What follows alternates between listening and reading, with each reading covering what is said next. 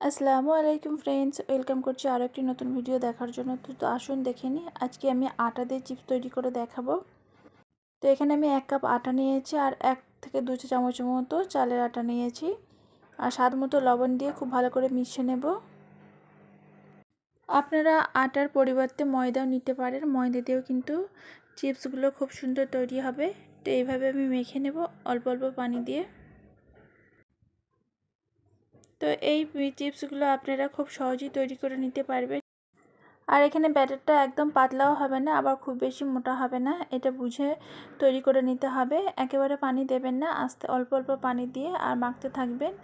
এই চিপসটা অনেক কিন্তু মুচমুচে হবে আর আপনারা বছর জুড়ে সংরক্ষণ করতে পারবেন। এখানে দেখুন পারফেক্ট ব্যাটারটা আমার তৈরি হয়ে গিয়েছে। তো অল্প সময় নিয়ে ব্যাটারটাকে মেখে নেব 4 থেকে 5 মিনিট মতো, তাহলে দেখবেন চিপসগুলো খুব সুন্দর তৈরি হবে। আর এখানে আমি একটা বাউলের মধ্যে অল্প একটু ব্যাটার তুলে নিচ্ছি, এর মধ্যে আমি কালার দেব, ফুড কালার দেব। আর আপনারা চাইলে এমনিও করতে পারেন বিনা কালার ছাড়াই, তবে কালারটা দিলে দেখতে সুন্দর লাগার জন্য আমি এখানে কিছুটা তুলে কালার মিশিয়ে নিচ্ছি। আপনারা যে কোনো আপনাদের পছন্দ মতো কালার অ্যাড করে দিতে পারেন। তো ভালো করে মিশিয়ে নেব। তো এখানে আমি পিঙ্ক কালার দিয়েছি। তো এখানে ব্যাটারটা তৈরি হয়ে গেল। তো এবারে আমি একটা পলিথিন ব্যাগের মধ্যে ভরে নেব। তো আমি এটা দুধের প্যাকেটের মধ্যে ভরে নিচ্ছি, আপনারা চাইলে পলিথিনের মধ্যে ভরে নিতে পারেন। ছোট আপনাদের সুবিধা মতো যে কোনো একটা প্লাস্টিকের ব্যাগের মধ্যে ভরে নেবেন। তো এখানে আমি দেখুন ব্যাটারটা ঢেলে নিচ্ছি। এভাবে কিন্তু খুব সুন্দরভাবে ডিজাইন তোলা যায়। তো এবারে গার্ডার দিয়ে আমি মুখটা বেঁধে দেব, বেরিয়ে না যায়, ভালো করে বেঁধে নিতে হবে। তো এখানে দেখুন আমি একটা প্লেট নিয়েছি, তার মধ্যে একটা পলিথিন নিয়েছি, আর তেলটা অবশ্যই মাখাতে হবে, না হলে দেখবেন চিপসগুলো বানানোর সময় উঠবে না। আর ফুটোটা খুব বেশি কাটবেন না, ছোটো মতো করে কেটে নিতে হবে, নাহলে বেশি মোটা হলে দেখতে ভালো লাগবে না। তো আমি এখানে স্টারের মতো করে ডিজাইন তৈরি করে নিচ্ছি, আপনারা আপনাদের পছন্দ মতো ডিজাইন তৈরি করে নিতে পারবেন। তো এই ডিজাইনটা খুব বেশি খারাপ লাগে না, আপনারা একবার করে দেখবেন।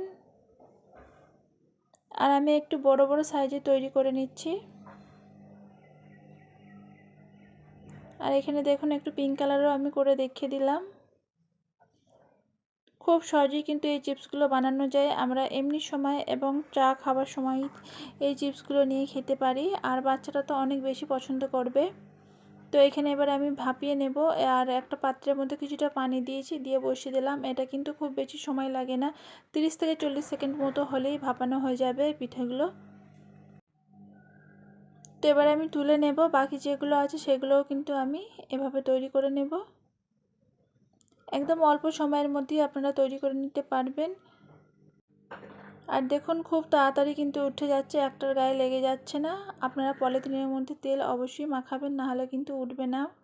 আর এখানে দেখুন সব পিঠাগুলো আমার হয়ে গিয়েছে বা চিপসগুলো বানানো হয়ে গেছে। এবার রৌদ্রে দিয়ে শুকিয়ে নেব, এবং আপনারা চাইলে ঘরের ফ্যানের হাওয়ার মধ্যে শুকিয়ে নিতে পারবেন। আর অল্প সময় রৌদ্রে দিলে কিন্তু শুকিয়ে যাবে খুব দ্রুত। আপনারা এইভাবে সংরক্ষণ করে রাখবেন সারা বছর। ভেজে আমি আর দেখালাম না। তো ভিডিওটি ভালো লাগলে লাইক কমেন্ট শেয়ার। এতক্ষণ আমার সাথে থাকার জন্য অসংখ্য ধন্যবাদ। আল্লাহ হাফিজ।